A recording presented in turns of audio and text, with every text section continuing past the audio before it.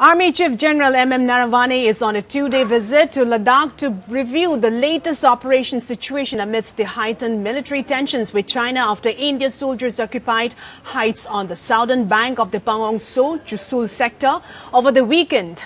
General Naravane will be briefed by senior field commander on the ground situation among the line of actual control. Meanwhile, India has moved troops to its eastern Ladakh stretch of border with China since the Galwan clash in the line.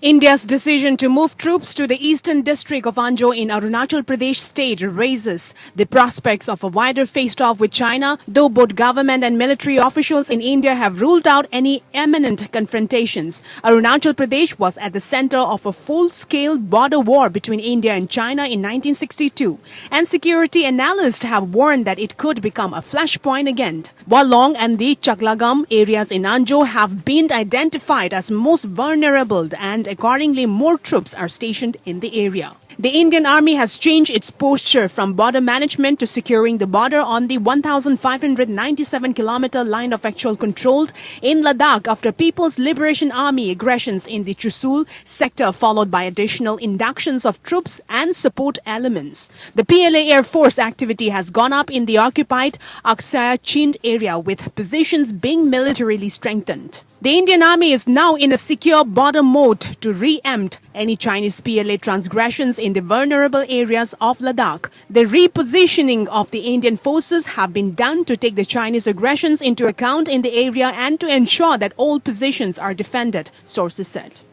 The Indian Army has also matched the PLA's pumping of the troops into the sector by deploying additional specialized forces such as the Special Frontier Force that was raised to counter China after the 1962 war. SFF soldiers have played a lead role in preempting the Chinese PLA, which tried to grab the Indian territory 5 days ago on the southern bank of the Pangong So. Indian soldiers since then occupy key heights on the southern bank. The Indian Army has paid special focus by deploying a combat group, which is a mix of the armored and mechanized elements at the Depsang Plains to match a PLA mechanized brigade and another combat group at the Chumar to signal the PLA that it means business and it will not allow an inch of Indian land to be taken. India dominates the Demchok and the Chumar areas, giving soldiers a clear line of sight to the Lhasa-Kashgar highway, a critical artery for the PLA logistics supply. The Indian posture at Chushul clearly indicates that any further PLA perfidy will receive a matching response, sources said. Although the military and diplomatic parleys are on, the Indian Army troopers are leaving nothing to chance and are prepared for the worst-case scenario,